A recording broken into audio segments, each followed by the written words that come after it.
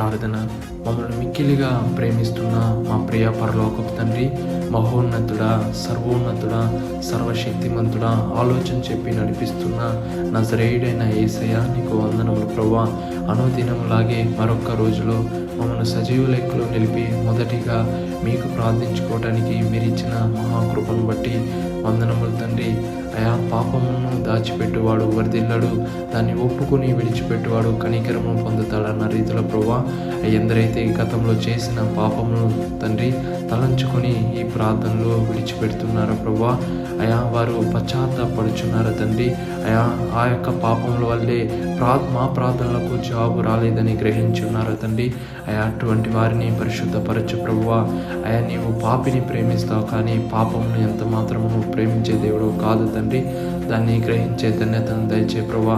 అయ్యా, ఈ ప్రార్థనలు ఎందరైతే ఏకీభవించి ప్రార్థిస్తున్నారో, అయ్యా వారి పాపములను విడిచిపెట్టి ప్రార్థిస్తున్నారు తండ్రి. వారి ప్రార్థన యావత్తుకు మీరు జవాబు దయచేయండి ప్రభువా. దాన్ని బట్టి వందనాలు తండ్రి. ఈ రోజును బట్టి వందనాలు తండ్రి.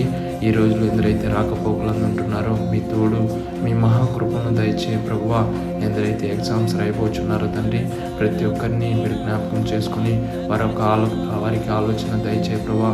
అయా, ఈ రోజులో ఎందరైతే అనారోగ్యాలతో బాధపడుచున్నారో ప్రభువా, వారికి స్వస్థతను దయచేతండి.